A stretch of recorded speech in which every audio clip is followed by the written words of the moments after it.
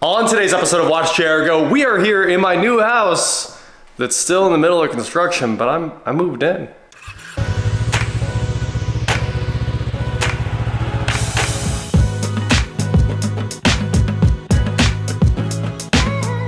What is going on, guys? I am WatchJRGo, and like I said, today I have moved into the new house. Now everything looks roughly the same, but there's a lot of updates. We'll talk about those here in a few minutes. You can probably see most of them now. It looks incredible, but we're gonna head downstairs where we are mid-construction project here and take a look at what we're really doing today. So, over the last day, I finished pretty much scraping all of the ceilings except for what's directly over my trim right there. I don't want to ruin all the brand new trim. So I need another person over here so I can get all of that moved. And of course, it's all moved over here because we are framing the basement in. That's right, the time has come to frame this thing in. We actually have all of our boards cut already and we're just waiting on the nail gun that'll be here in just a few minutes so we can finish slapping this section of wall together and then building our step down because we have to leave this giant box. You can see the ductwork is up in that box. The beam that supports the house is up inside that box. The cleanouts for the sewer. So right there you can see we've got HVAC. We've got power to the sub panel in the garage. We've got sewer, like literally everything sits inside this box along with that giant I-beam. So there's no deleting the box. Would it be cool if we could? Absolutely. But instead we're gonna try to disguise it a little bit and build a wall that kind of helps hide this thing. That's our hope. So today we are just gonna start laying down some more framing and we'll just head to the time lapse right now, get as much done as we can, and then I'll show you what's going on everywhere else.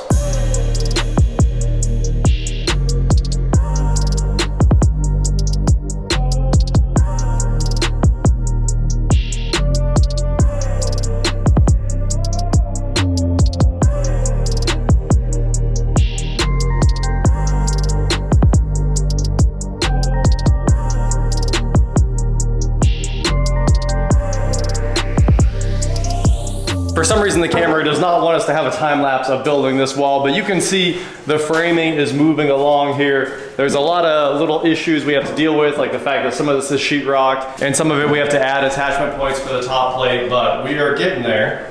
And probably here in the next few minutes we'll turn our corner to the right here and just keep right on going with the easy stuff. Once we get to the floor joists here, it sure is easier. We have some gas pipe going on here. Hey, double pipe wrenching. This is an interesting pipe wrench fact here. Normally, you would think the cheap, what's this, Harbor Freight? It says China on it. The cheap pipe wrench would be no good, but here we found that this Cobalt pipe wrench is no good, and it keeps just not working for anything. Yeah, it won't bite. It always turns sideways. Yeah, and the Chinese one, It's just perfect. this made in China. So this one is, who are we kidding? It says, They're both made in China. yeah, it says China somewhere. The Harbor Freight one is better. Yeah. You'd think you'd buy the Cobalt one and end up with a better wrench, but this guy bites easy. Not today. That and there, you have to keep it tight or it won't bite. So, while you're over there, just as a note, we did not glue up the P-trap on P-trap drain solution. Oh, I thought that was artwork. No, it kind of is, honestly. It's beautiful. It's got leaks. See, there's water coming up. Is there? It's dry fit. Well, that's at least it's not under pressure. Yeah, definitely. It's working, I can tell you that. Are we casting new pipe wrenches at your shop? No. That's what we need to be casting is our new pipe wrench brand. What are we gonna call it? Wrench. It works. It works. Yeah. Easy effort. Easy, yeah. Little to no effort to put these pipes together. Yeah, we just started, I invented a new device for testing gas devices, gas pressure switches and so on. So we decided that we would, I decided we'd try to make our own. So we went and I got stuff from your grandfather bought all his casting stuff at his sale. Right. And so I had his flask and his crucible and stuff like that. I should have bought all his blacksmith tools, but stupid me, I let them all get away. Anyways, yeah, I went and got some sand and got a lesson from a good friend of mine on how to cast a wrench for my ice cream machine, and so with that knowledge, we went and started. We 3D printed the part, and then we started melting down. Oh, so we had to melt down the aluminum. We tried to figure out several ways of doing that. I thought I'd build a little oven and so on. Then I called a friend of mine and I said, "Hey, do you have a kiln? A pottery kiln?" And he said, "Yeah. How many do you want?" And I said, "One will do." He said, "Well, come get it." That thing goes up to 2100 degrees. Yeah. And aluminum melts at around right at around 1150. I thought it was 1100. Yeah. Yeah, 1150. It's a good liquid. 1200. It's very liquid at 1200. A lot hotter than the lead we used to cast. Oh yeah. And I was looking for zinc, but why is zinc lower? Well, zinc has a melting point of about 750 degrees, and it's as strong as steel, and has the same properties as steel. It's very heavy. And it's very good stuff, but of course it's a lot more expensive than making stuff out of steel. Yeah. But I really wanted zinc because zinc is impermeable to. So like if you buy a Coleman regulator for a Coleman stove or something like that on a little camping device. Yep. It's going to have a zinc regulator on it because zinc won't pass natural gas. The aluminum molecules can fit through if the aluminum's not, on a thin piece of aluminum. Yeah, it can pass through the material. Yeah, they can pass through the matrix of the aluminum. So I wanted zinc, but I decided just to make my models out of aluminum. So we now have gone crazy with we're melting if there's aluminum around the shop, you better put it away because otherwise that pipe wrench might be in my kiln. Yeah, it could be. That could be the end of this pipe wrench. You don't, yeah. And so we're melting it, and I guess you don't want pop cans since they have the plastic liner. Yeah, we don't want pop cans. Yeah, you need 1 million of them. All the plumbers will, they'll say this isn't necessary, but not all of them. Some of them do, but I always like to put a little dab on the face. It'll seal without it, but because it's brass, it's got a brass insert inside that union. Sure. Never put pipe dope on the threads. Right. If you're gonna put anything on it, put oil on it. I mean, I have that grease down here we were putting on the other unions. Where's it at? Nothing like a tub of grease. Pennzoil. I mean, that's 40-year-old grease and it's doing great, so I guess we give Pennzoil some credit. Yeah. All right, now this should pop right over there. Right together. It's gotta get it started. It's got just a little bit of.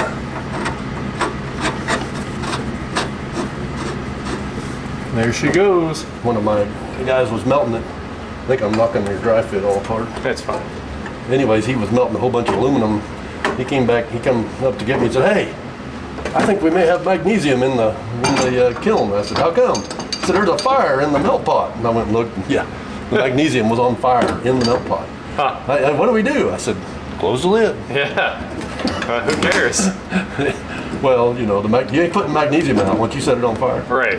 When I was a little kid, your uncle Max, we would go down into the desert there in the little Sahara, down in Oklahoma. Right. And they would take Volkswagen or Corvair. I think it was Corvair cases out there because the Corvair, I don't know, I don't remember what they were, some kind of a flat. Most of the sandrails out there are Volkswagens. They take them things out in the middle of the desert and they'd start a wood, they'd start a bonfire out in the desert. Then they'd throw them cases on top. With the side of their engine. And it looked like the sun. Oh, I bet. When them things, you couldn't look at the fire because, but man, I tell you what, you could see that fire across all the sand dunes. You could see that. It looked like a searchlight was out there in the middle of the desert.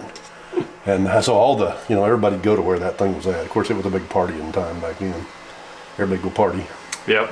And that's still what the sand dunes are. Yeah. So anyhow, there was magnesium in there, and I told him just let it burn out.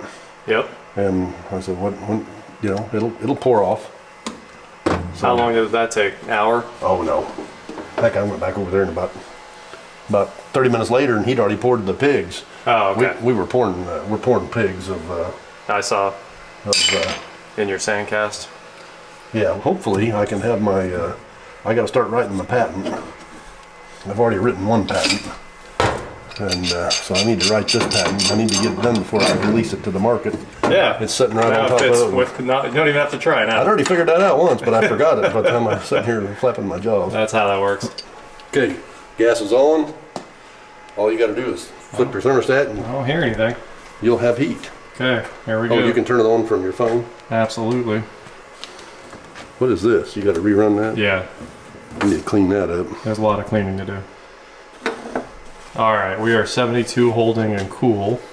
So if we go to more, If you get it too hot, Eric will quit working. yeah, that's true. All right, it should be driving. This way, I'm going home. I heard noise. There's the inducer. It is not very neat. Oh, there's the recycle. Went to a post put. There's the glow. Our igniter. Oh, that was not for the sake of, not for safety's sake. Ah,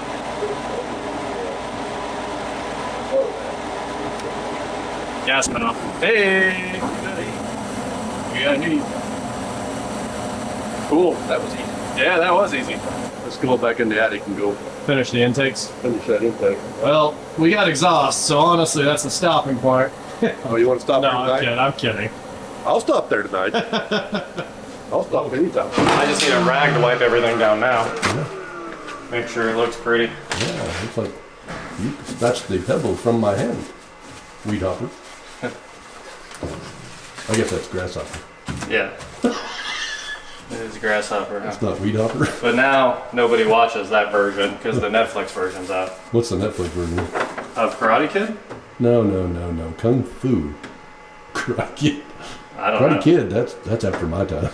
Well, just in time, Dad and I just crawled out of the attic where we finished all of our PVC intakes and exhausts for all the HE stuff, the water heater and the heater itself. So we finally have fresh air and exhausts out the roof, which is a huge relief because it's supposed to freeze for the first time tonight. So they put us in a freeze watch and I was like, today's the last day we have to make sure the heat works in the house because it was already chilly last night. And of course, like I told you guys, I am staying here already, which is pretty amazing. So if you look behind me, there's walls that weren't here just a couple hours ago. We've got these guys framed in, deciding whether we're putting power in this or not. There's power all over the other side. There's outlet there, outlet there, outlet there. Trying to decide if I should add one more outlet on the other side. I don't think I should. It's a 3-foot wide hallway. How many outlets do you need? I assume none, and it's so much easier to work on interior walls than exterior walls. But over here you can see we do have power. This was pre-existing power, and they had a box shoved into the mantle of the fireplace, basically. So we took that back out, and we're just gonna set boxes in the wall where they belong, obviously. The other box didn't have a plate cover. It was floating in the air. Everything about it was not good. But as you can see, we started this morning, well, this video, we did this yesterday. We had that little section of framing, and now she's framed. Look at that. With a little bit of light on, you can see we've got the old power that used to go into the walls, capped off for just a moment there. You know, shut the valve off on it with a wire nut, and it's actually turned off. But just in case, we have this framed all the way around, and we're ready to start wiring the next tech throwback office. So this will be my new studio, and it will also be probably my office and the studio at the same time. At the other house, they're split apart, but over here, I think I want the editing workstation, everything like that to be in here, because this is a gigantic room. Again, this house is just made of gigantic rooms. It's not a great use of space, just big rooms. So what we're gonna do is connect the staircase. We're gonna go ahead and extend that out, wrap this beam, and then set a wall right along the middle of this thing. It actually, right here is 29 inches, so pretty much the middle. And that's gonna come all the way through, and there'll be a door probably over there by the beam, and that will make my office. I just got back from another Lowe's run because we ran out of studs. Obviously, we counted enough studs to finish all of this, but we needed 17 more for this little wall right here. We didn't really plan on that wall.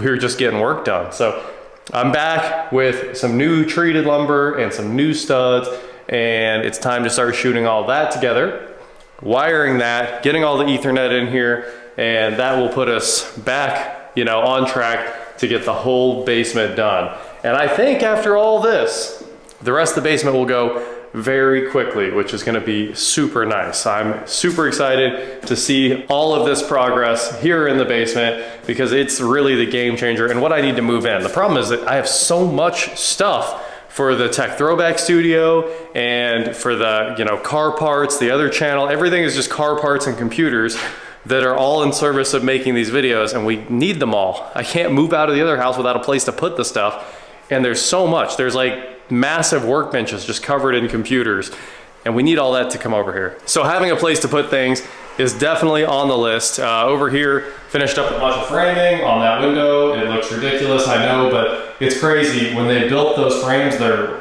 just so far out of square. The windows are dead level and square, but the frames are not, they're anything but square. So I'm having to square them up by using plywood and shims and building a ramp.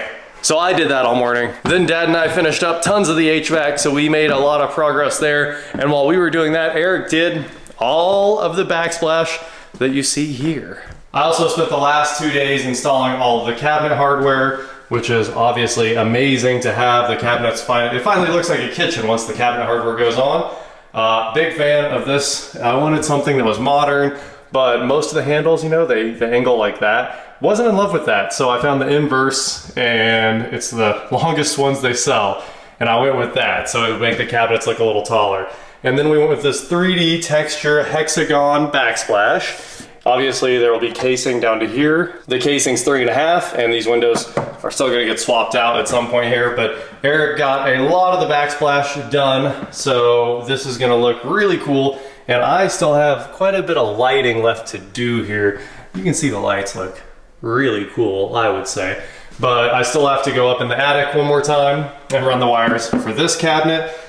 This cabinet, I have the wires. You can see them, but I haven't finished soldering that one up. And then the very last cabinet, I gotta take the oven back out. So I'm almost done with all the toe kick and all the under cabinet lighting. Can't tell you how long all of that wiring took. Hiding all those wires, they're like screwed to the face frames and stuff, so you don't see any of it. But for the most part, I'm done. 3 little pieces left. So that won't take me too much longer.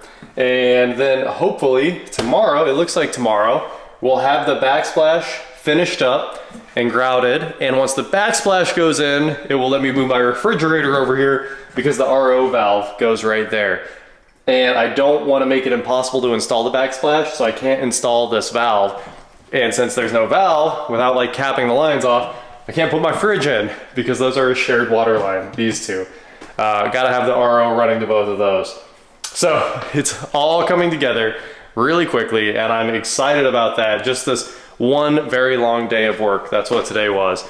And a lot came together all at once. So you can see my new stack of lumber out there in the garage, and hopefully by tomorrow I'm getting that office framed in and the rest of this backsplash done, and we are home free. It's gonna be a real house, guys. It took only a year to get here.